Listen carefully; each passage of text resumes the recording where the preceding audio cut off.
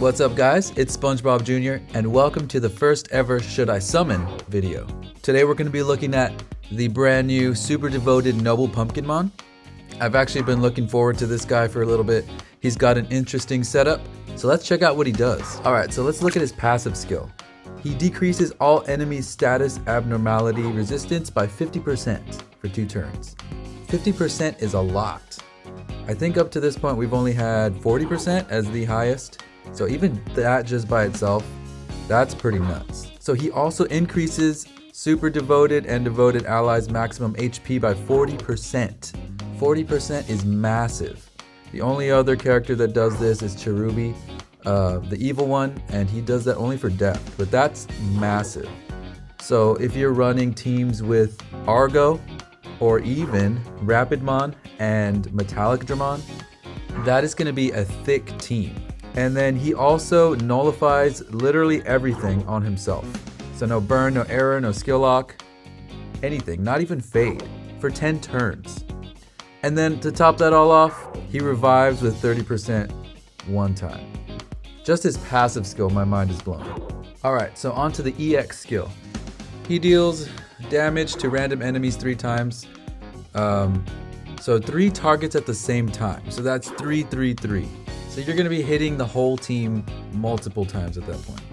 And it's a 50% chance to inflict shock, paralysis, stun, sleep, poison, burn, error, just absolute status spam.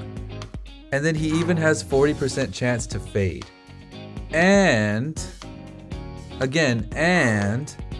he recovers all allies' HP by 50%, the whole team. Like, who is this guy? Literally everything that I just read from his skills, that's like a whole character already. But we still have 2 more skills to go. Like, what could possibly, let's check it out. Main skill, I always wondered why it's called Atlantic Dam. Does he like dam up the ocean or something? So, it targets 3 enemies and it reduces buffs by 3 turns.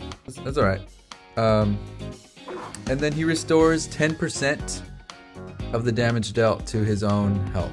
So that's going to be ignoring everything, limiters, shields, all that stuff, just like we've seen with like Fang Long and all those other vampire type characters. And then again, 50% chance to inflict all this mess. Literally the same thing as his EX skill. But this time it recovers 2 allies' HP by 80%. Literally just heals them right up. This is nuts.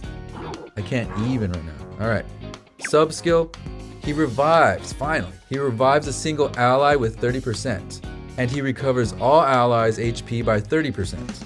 Alright, so everybody gets 30% plus you revive one of your dead homies. Cool. It removes, he clears everything. Absolutely everything. Shock, paralysis, freeze, stun, sleep, poison, you know, the whole thing. Even fade. And he even tops it off with an evade on all allies. Is this insane? Am I crazy?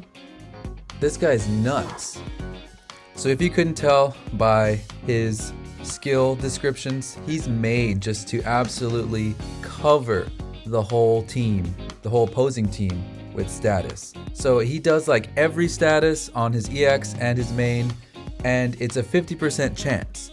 That combines with his passive skill dropping the opponent's team's status resistance by 50%. So it's literally 100% to do everything. And that covers all your bases. So if your opponent has poison protection, well great, they can still get air. If they have air protection and poison protection, well great, they can still get burned. And if they have all of those, they can still get stunned, shocked, paralysis, sleep, just mess. So his ability to inflict status, wide-ranging status, and his ability to clear everything actually makes him a really, really interesting character. So he's got a lot of versatility. He buffs Devoted HP by 40%. And if you notice, his plugins are straight up HP. He's got HP in his attack and HP in his defense. So he also benefits from that massive stack of HP. He's just going to be chilling on your field for the longest time, reviving, getting revived himself, healing up. So he's definitely a character that can fit in all types of teams.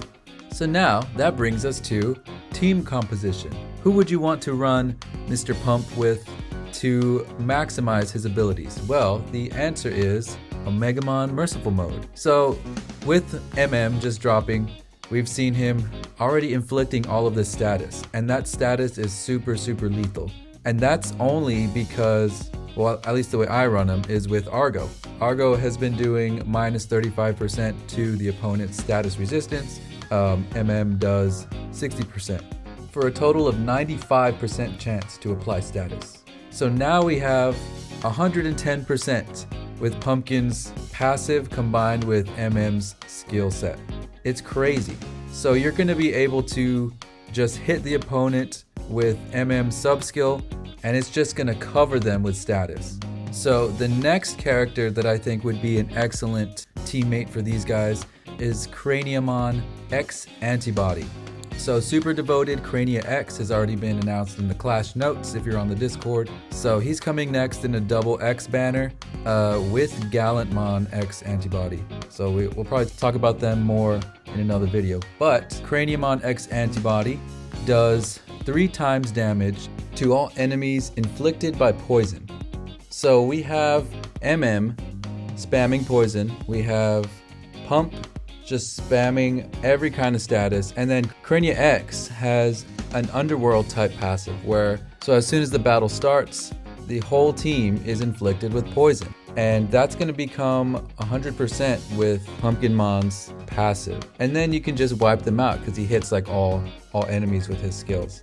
So Crania X is also devoted. He's super devoted, so he'll benefit from Pump's passive.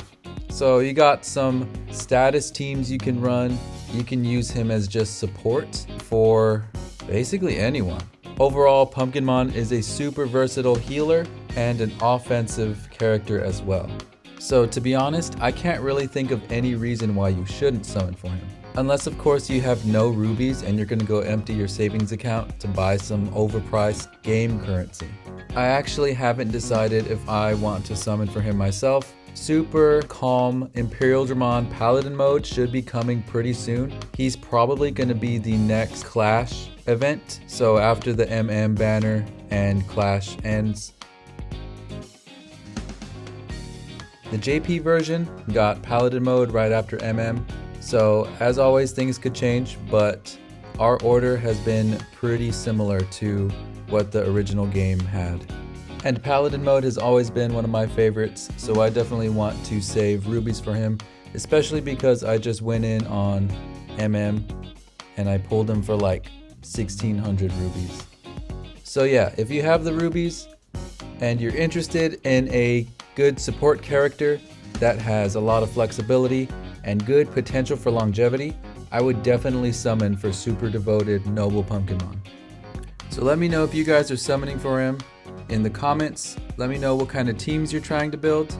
As always, thank you so much for checking out my video. I wish you good luck if you do plan on pulling for him. And until next time, I'll catch you guys in the battle park.